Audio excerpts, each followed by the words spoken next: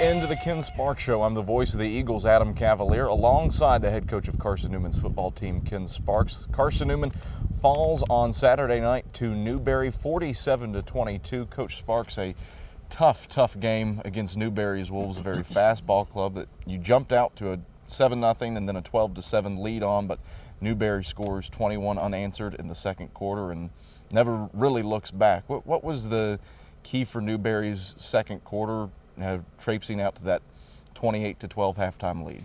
Well, we gave up 14 points in 58 seconds at the end of the second quarter, and of course that was huge. And because that was that made it a 16-point game, and which means 2 touchdowns, 2 extra points to get back in it. So I don't know, Adam. We did not practice well last week. We're in that coach's dilemma, about how much do you practice when you got people really banged up and hurt. We got the injury thing again, and it's unbelievable how. I don't know. I don't understand the injury thing, but we've got a tremendous case of it right now. And so, do you go out and practice in pads? And we normally, our routine has always been to take a 5 to 7 minute period on Tuesdays and Wednesdays and do some blocking and tackling and contact where it's wide open and fast, and we sacrificed that this week because we were banged up and didn't even go out in full gear, went out in shorts, and so anyway, that's a dilemma, and then you got to figure out how to try to manage that, and but we still ended up going. We're very thin at defensive end, defensive tackle because of injuries, and at running back this particular ball game. So we even had a guy come in with a 103-degree temperature on Thursday, and we go to the dorm and get a guy out of the dorm to get on the bus to go to go play, and he played, and so that's how thin we are, and so it's a tough situation for us. Can you compare it at all to last year when you were dinged up early on, right after the Lenore Ryan game, really? How does this team's health compare to 2011? Well, unfortunately, a lot of similarities, and we're playing people that's playing positions they've never played before. We're very thin in the secondary. We're to the third and fourth Mike linebacker. We are playing defensive tackles and defensive ends that in a normal situation probably wouldn't be playing. And but that's we were already really depth-wise. We're not very deep because scholarship limitations and and some of the things we've had to deal with here as far as some adjustments we've had to make in some ways it's not worth talking about. That we're thin. We're just thin in some places. Well, we'll break down Carson-Newman's first half against the Newberry Wolves. The Eagles trailed, headed into the locker room, 28-12. That comes your way after this when the Ken Sparks Show returns.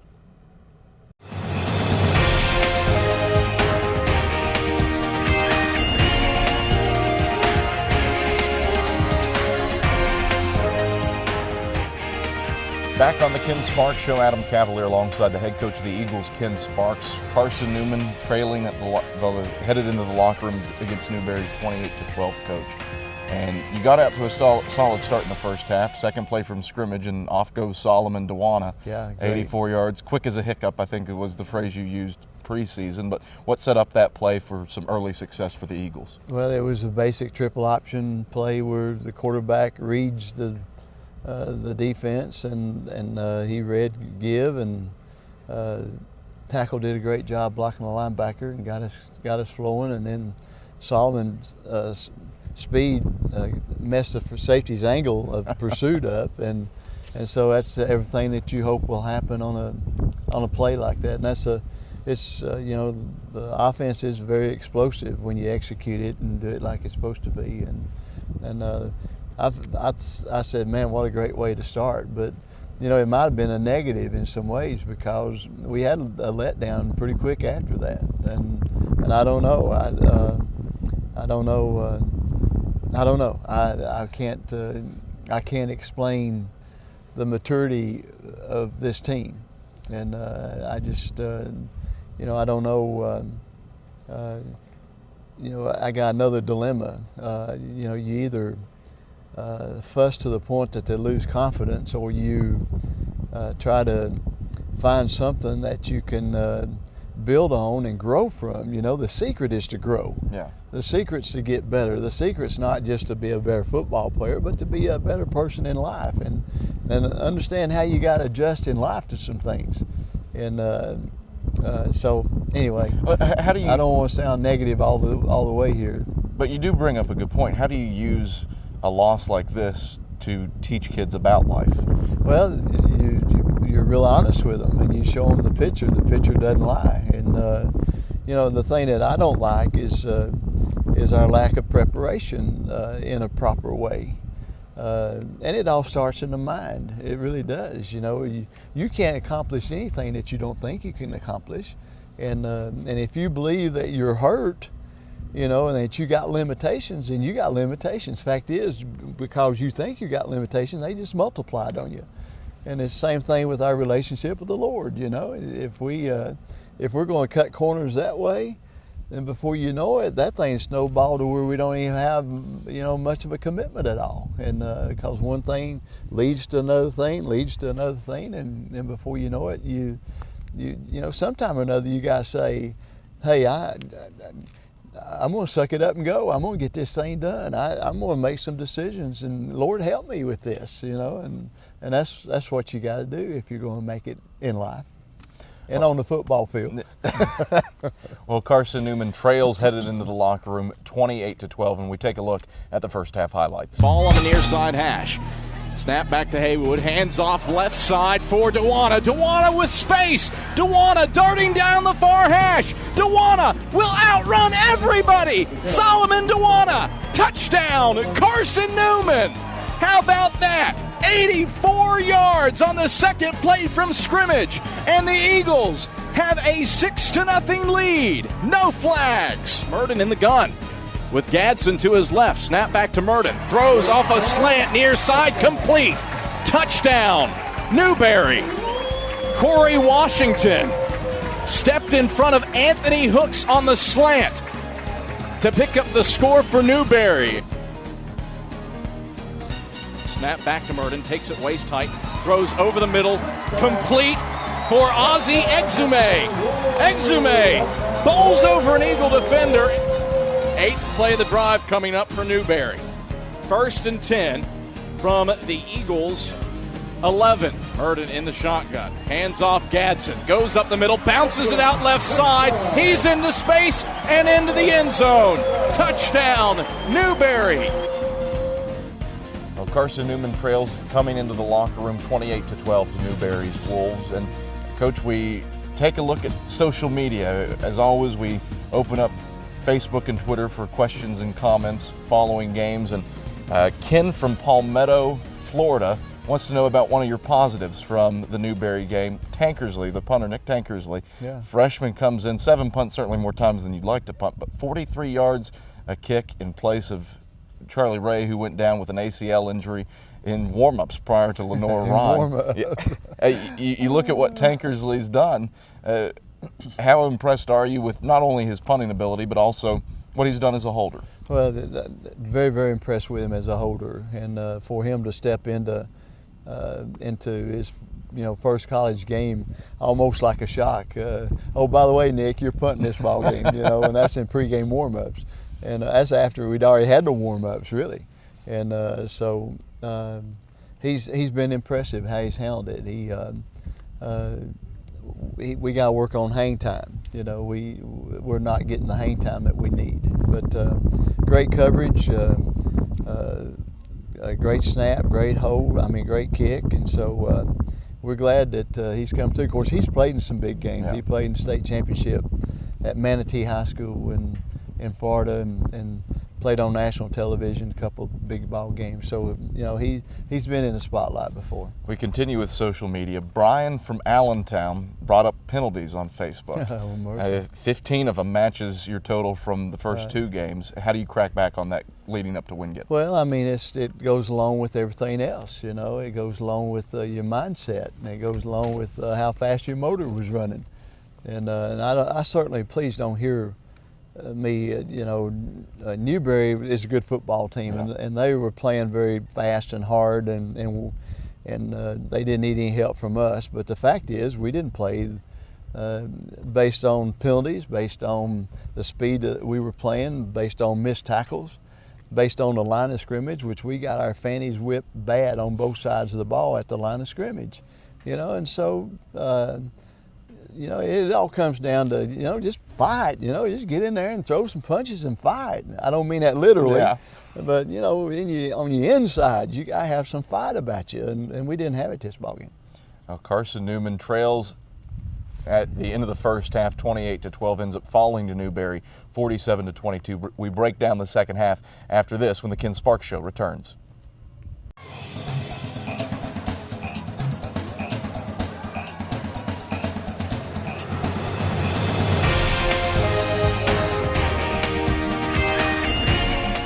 Carson-Newman falls to Newberry 47-22. This is the Ken Sparks Show. I'm Adam Cavalier alongside the head coach of the Eagles, Ken Sparks. Coach, you look at what Newberry did and you complimented them before we head to break. 6 different players score touchdowns for the Wolves. 10 different receivers catch passes.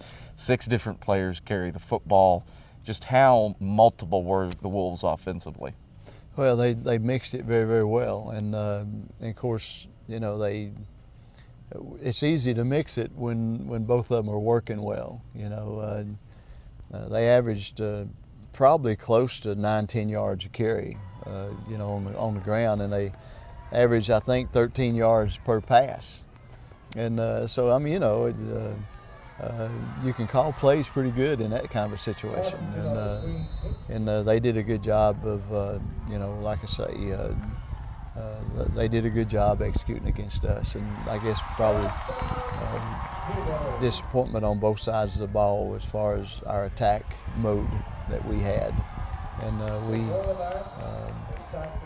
as impressive as our offensive front was, offensive line especially, the last ball game, this time, you know, we got stuffed pretty good. And so, you know, same people, just a little different motor. You get a bright spot, though, from Trayshawn Ward on kickoff. Certainly more chances returning kicks than you'd like, but not too bad. 183 yards on his 7 kick returns. What was he doing well? That was a bright spot. Well, what he did well was talk those other 10 guys into blocking a little bit better, and they did. They did a great job. I thought that was a bright spot.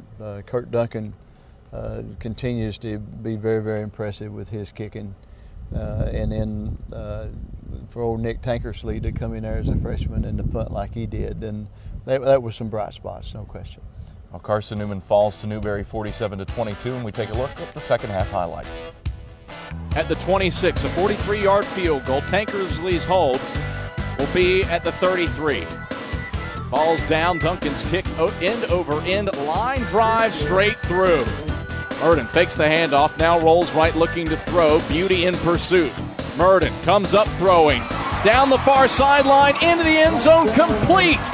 Touchdown, Wolves. Brown will keep it right side. Steps through 2 Carson-Newman defenders at the 10 and works his way for 6. Touchdown, Newberry. Freeman takes off left side. Freeman with loads of space. He'll roll down the middle of the field. Freeman, the 15, the 10, the 5. Touchdown, Carson-Newman. Carson-Newman falls to Newberry 47-22. When we return on the Ken Sparks Show, we put the Eagle spotlight on kicker Kurt Duncan. That's when we return after this.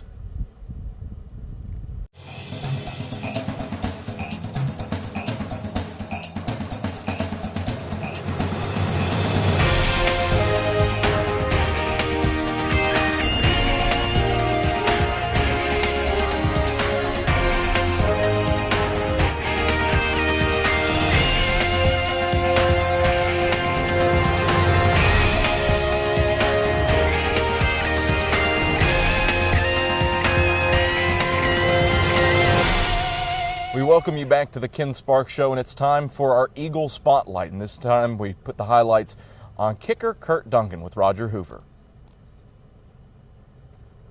4 field goals, 5 extra points, and 17 total points were all courtesy of kicker Kurt Duncan last week against Lenoir-Rhyne. The strong performance landed Duncan SAC Special Teams Player of the Week honors for his role in Carson-Newman's first conference win, and he credits his offseason workouts to his early success. So I really try to put on some weight in spring. I really worked hard, got pushed by a lot of my teammates, kickers, other positions. And then once we got into summer, I really started, after spring practice, I really started working on my kicking. Duncan is now in his junior season at Mossy Creek, and his journey to Jefferson City is different from most Eagles. Duncan grew up in Port Elizabeth, South Africa, where his family served as missionaries, giving him a different perspective. Got to hang out with lions and, and cheetahs, and so it was great growing up. A really strict school system, not relaxed like it is here, but it was really cool for me. And now that I'm back here in America, I really see how blessed I was to be there, especially in the poverty-stricken areas in South Africa and the churches we were involved with. The experience allowed Duncan to become fluent not only in English, but 2 other languages, and we asked him to say, "I play football at Carson-Newman." Afrikaans would be ek speel voetbal by Carson-Newman. And if I was going to say God is good and above all, in Xhosa you would say uThixo ingcwele. His family moved from South Africa back to East Tennessee while Kurt was in high school, and he settled in at Morristown West High School, where he joined the football team. Duncan says in his junior season, he first realized he could become a college kicker with a memorable night against Daniel Boone High School. There was 0.1 seconds left on the clock, and it was a 47-yard field goal into a gale force wind. And so I kicked it about 5 yards short, and the whole Daniel Boone Stadium rushed the field, and there were fireworks going off. But there's a flag on the field, and they had roughed me. Still didn't know what that was, but I was like, okay, I get another chance to kick. So my Coach Brown looked at me and said, "Just kick it." He said, "Just kick it," and that's what he said to me every time. So I went for the 32-yarder, and I nailed it, and we went into overtime and won. While many schools recruited Duncan out of high school, he says there were many reasons to come to Carson-Newman, among them head coach Ken Sparks. This Coach Sparks, what a godly man. There's no other man that I would want to be playing for, because I know that he's seeking what the Lord wants for him. And if I'm following Coach Sparks, I know that I'm following the Lord. And so once I saw that in him and just saw the program, what everything's about, it was an easy pick. Duncan receives good coaching not only from Coach Sparks, but his father Alan Duncan also assists the Carson-Newman program. An All-American kicker at the University of Tennessee, Alan Duncan has been a role model in more ways than one to his son Kurt. Just having him here has just been great. Just to see him, even in a coaching situation, how he's still the same person, and always knowing that when we're on the practice field, if I need help with kicking, he's right there. But if I need help with something else, he's right there. And even with the other kickers, he's not just here for me. He's here for everyone. Once his playing days are done, Duncan is excited to see where the future will take him. After college, I plan on going to seminary right now. After that, I would really enjoy to go to the mission field if that were God's leading me. And right now, He's really pressed on my heart unreached people groups, which are people groups around the world who have not heard the gospel.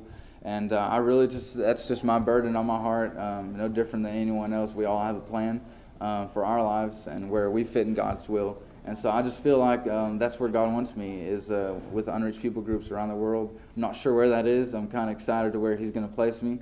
But I really feel that my ability to play sports, God has given me that gift. It's not mine to take, but I feel like that's the way I'm going to give it back, is through sports ministry overseas someday. For the Ken Sparks Show, I'm Roger Hoover. Hey, thank you very much, Roger. And Coach, you think about a kid like Kurt Duncan. How about that? He wants to do missionary work when he's done with football. What's that mean to you, that you've got a kid who's that into God and is willing to devote his life to him? Well, he's already into mission work. Yeah.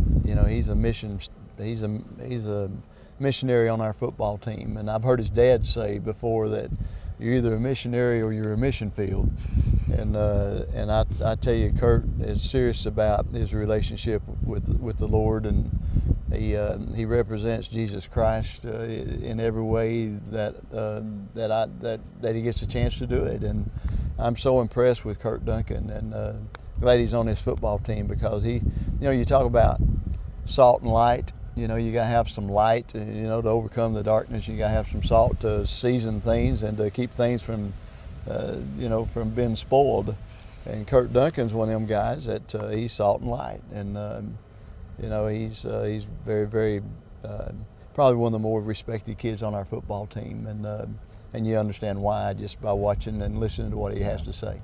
He's got the keys to life, but he's also done some good things for your football team on the field, and certainly he'll be turned to when Wingate rolls into town Thursday night for a national TV game against the Bulldogs. What does it do for Carson-Newman football, the university as a whole, to have that sort of national TV exposure? Well, it's a plus. I mean, we've been fortunate to be on television a whole lot down through the years, and but a lot of those have been in the playoffs, and since we have been in the playoffs the last 2 years, and I guess we're fortunate to get a regular season game, and so it's good for us, and it's an opportunity to tell the story, the Carson-Newman story, which I think is a very unique story, and not hardly any places I know of is doing it the way Carson-Newman's doing it, and so we got to make it count. You face a Wingate team that's led by Robbie Nallenwag at quarterback, leads the conference with touchdowns with 11, but also in interceptions with 12. What problems do the Bulldogs pose offensively? Well, since we hadn't had an interception, he'll be tickled to death to be lining up against us. But they're a well-coached football team. They're very physical. They hadn't beaten us but once in history until the last 2 years, and now they beat us 2 in a row. And so, I'm sure they're going to come in here with confidence, and they're a hard team to beat. It's like every other team. They're going to be sky high for us, and we're going to have to earn what we get. We're not going to be able to go out there. Used to we could go out there and people didn't think they could beat us. Now they think they can, and so we got to go out there and get it done. Coach Sparks, always a pleasure. Yes, sir. Same here. That's Carson-Newman head football coach Ken Sparks. I'm Adam Cavalier. This has been the Ken Sparks Show. Thanks for watching.